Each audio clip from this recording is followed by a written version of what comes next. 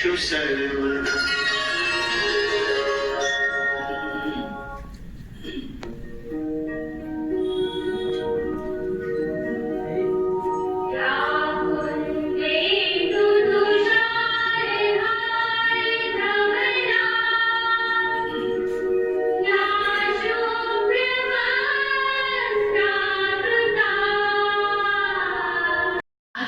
मुख्य अतिथि के विषय में 4 लाइनें प्रस्तुत करना चाहूंगी। चिरागों से रोशन है, चिरागों से रोशन है ये मंच आज, आपकी उपस्थिति से बड़ा है इसका साज, आपकी उपस्थिति से बड़ा है आज इसका साज। स्वागत है आपका दिल की गहराइयों से, स्वीकार करें हमारा सादर अभिनंदन आज, स्वीकार करें हमारा सादर अभिनंदन आज।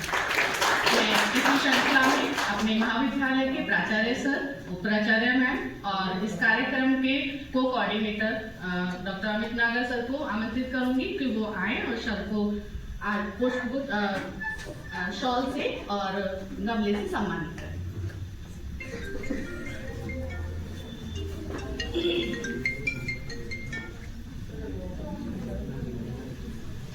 आप सभी लोग तालियों से सर का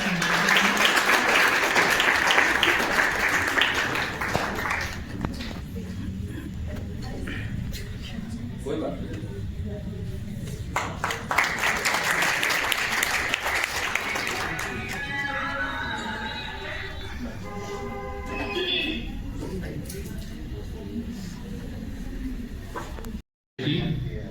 डॉक्टर विनोद कुमार सिंह, सम्मानित मेरे विभागाध्यक्ष और सभी मेरे बैठे हुए दूर दराज से आए फैकल्टी मेंबर, सबसे पहले आप सभी को इस महाविद्यालय में सबका स्वागत और हार्दिक अभिनंदन।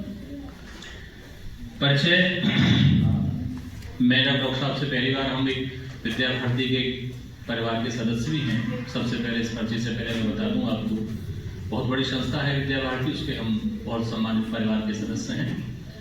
और अभी पिछले 19 दिसंबर को, डॉक्टर साहब 19 दिसंबर को था, अगर मैं सही हूँ तो 19 दिसंबर को सर के यहाँ भी एक FD भी हुई थी। मैं उससे बड़ा प्रेरित हुआ और तभी से डॉक्टर साहब का एक व्यक्तिगत रूप से मुझे मिलने का, वार्तालाप करने का मौका मिला, तो मैं बड़ा गदगद हुआ। जितनी बड़ी उनकी योग्यता थी उतनी बड़ी उनकी जो है सौम्यता थी। मेरे गुरुजी ये कहा करते थे कि शिक्षा में यदि विनम्रता आ जाए तो आपका बेड़ा पार कर देगी, आपका उद्धार कर देगी, और यदि उसके आपके अहंकार उसके अंदर आ जाए तो आपका सर्वनाश भी कर देगी। अल्बर्ट आइंस्टीन की कोटेशन है कि अगर मेरी सबसे बड़ी कोई दुश्मन है तो मेरी शिक्षा है। और साथ ही ये भी कही गई है, यदि शिक्षा, कल भी आयुर्वेद में हमने चर्चा कर रहे थे, ये शिक्षा से यदि विनय नहीं आती है तो शिक्षा नहीं है।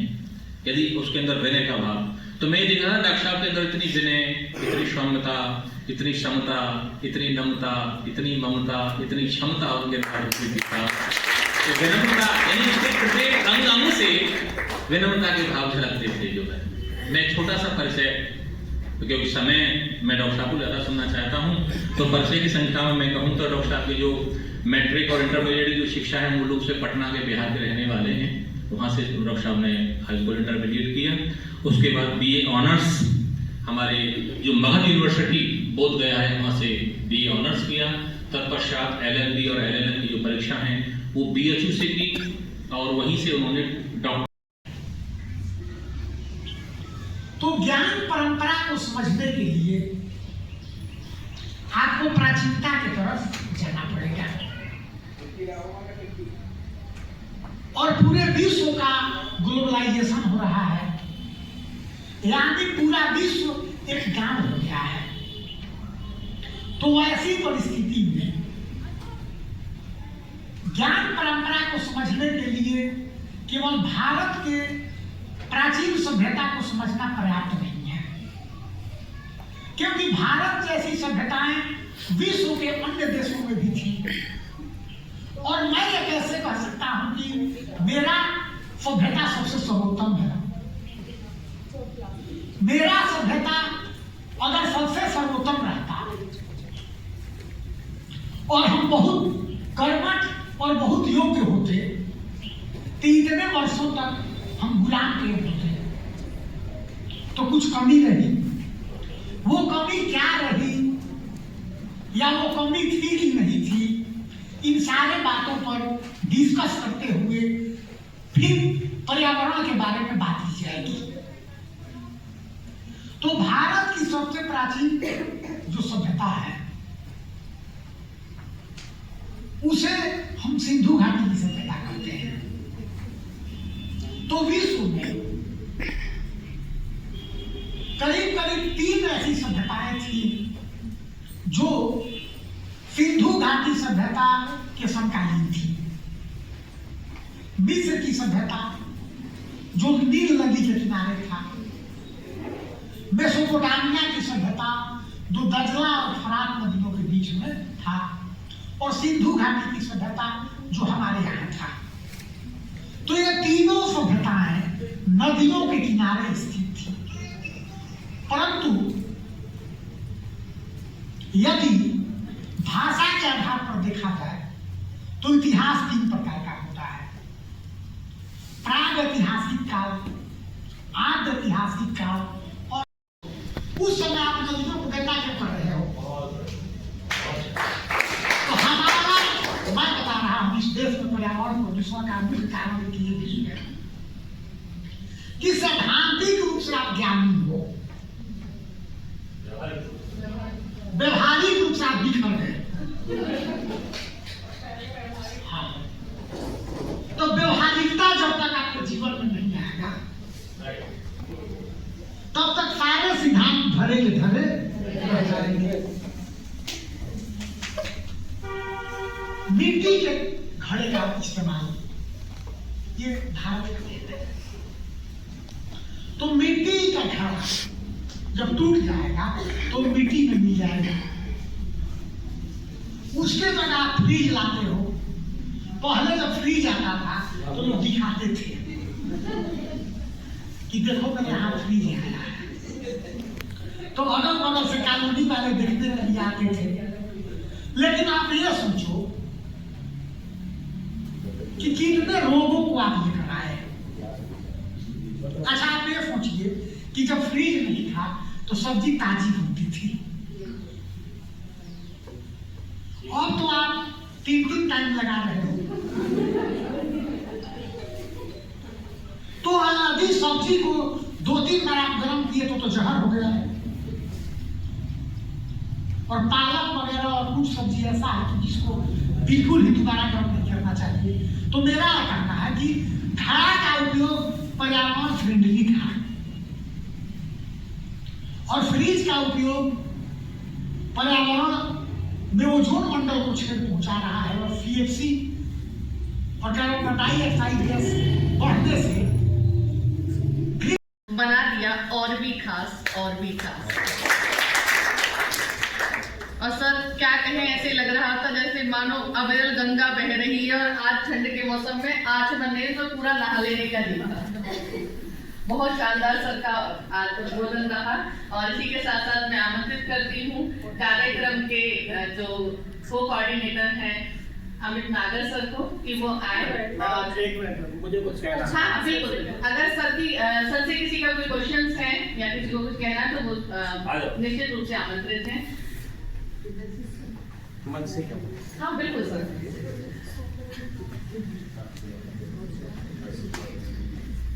मंचासीन आचार्य जी, मुख्य अतिथि और बाहर से आए सभी शिक्षक साथी और प्यारे बच्चों और मेरे साथीगण, जो आज के दिन ये तीसरा दिन है फैकल्टी डेवलपमेंट प्रोग्राम का। जितने भी वक्ता यहाँ पे अब तक आए हैं उसमें आज जो वक्ता आए हैं मुख्य वक्ता के रूप में, उनका जो व्याख्यान था मेरी दृष्टि में वो सबसे उच्च कोटि का है। उस चीज भारतीय ज्ञान परंपरा क्या है, इसे क्यों अपनाना चाहिए, और खासकर आज का जो दिन है पर्यावरण संरक्षण, उस विषय पे जो सारगर्भित व्याख्यान दिया और प्रत्येक तत्व को उन्होंने विश्लेषण विवेचित किया है। मैं और मेरे साथीगण गदगद हैं, लेकिन मेरा एक सवाल है जो मंच के माध्यम से मैं रखता हूं। अभी बॉर्डर संरक्षण की जो बात की गई थी, वर्तमान सरकार, पूर्व सरकार और जो पूंजीपति वर्ग, ये कहिए कि मल्टीनेशनल नेशनल जो कंपनियां हैं, उनके माध्यम से जो अनगिनत जो कार्य हो रहे हैं उसमें मैं दृष्टि डालना चाहूंगा। वर्तमान को बाद में, पहले हम पिछली बातों पर चलते हैं। सिर्फ 2 मिनट लूंगा, ज्यादा समय नहीं लूंगा।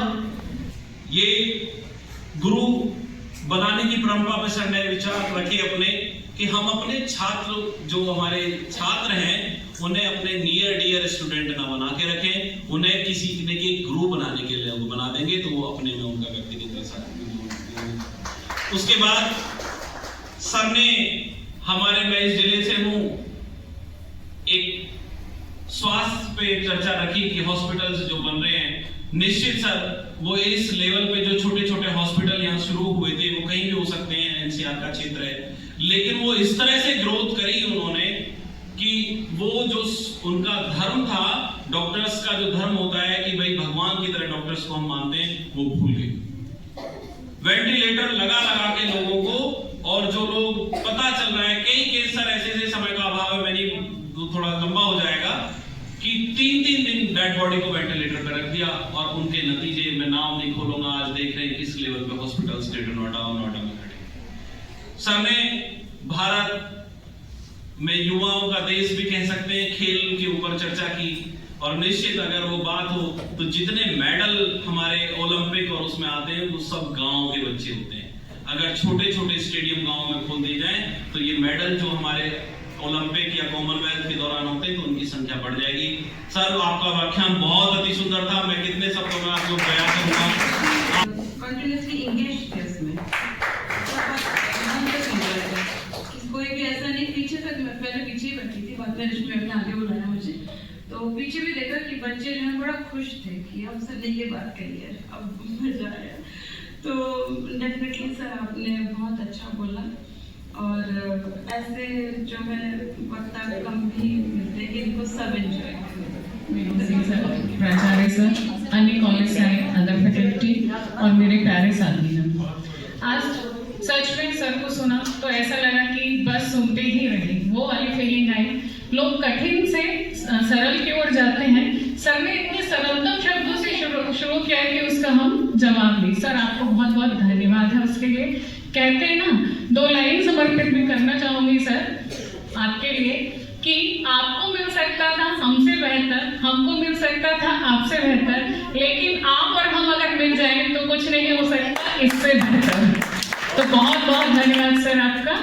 और सर ने जो बातें कही उसमें 2 लाइन और कहना चाहूंगी। पानी अगर मर्यादा तोड़े तो होता है विनाश, अपनी परंपरा को छोड़ोगे तो होगा सर्वनाश। तो आज सर ने जो पूरा हमें लेक्चर दिया, मुझे यही बात समझ में आई कि अपनी जड़ों और अपनी परंपरा को ना छोड़ें। शायद हमने बीच में छोड़ दिया था, उसका ही परिणाम है कि आज हमें फिर से वापस उस युग की ओर लौटना पड़ रहा है। हमारे पूर्वजों ने पहले भी प्रकृति को पूजा था, बहुत पूजा था। जब हमने छोड़ा तो अब तमाम बीमारियां आई और हॉस्पिटल्स खुल रहे हैं। जो आप प्रकृति को दोगे, प्रकृति आपको वापस लौटकर वही देगी। तो जैसा हम करते हैं वैसा भरते हैं। ये मैसेज आज सर का जो मुझे समझ में आया पूरा, आपके लिए बहुत बहुत धन्यवाद है उसके लिए सर। और एक चीज और थी, सर ने छठ का उदाहरण दिया था। मैं भी छठ की पूजा पर बहुत विश्वास रखती हूँ। उगते सूरज और डूबते सूरज को प्रणाम करना बहुत बड़ी बात होती है। वो एक संकेत है, जो डूबा है कल फिर निकलेगा, क्योंकि छठ ऐसा पर्व है जो 3 दिन चलता है। और पहले दिन शाम का अर्घ देते हैं और दूसरे दिन सूरज निकलने के पहले हम 1.5-2 घंटे से इंतजार करते हैं कि वो निकले।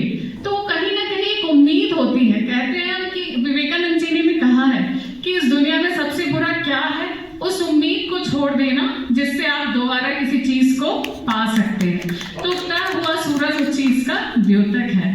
और बहुत बहुत धन्यवाद करना चाहूंगी प्रिंसिपल सर का, हमारे स्टाफ का, टेक्निकल टीम का, सरनी का और प्यारे बच्चों का, क्योंकि वक्ता से ज्यादा सुनने वाले की क्षमता होना चाहिए, पर उनने बहुत अच्छे से सुना। बाहर से हमारी फैकल्टी का, शेफी सर का, सभी का बहुत बहुत धन्यवाद।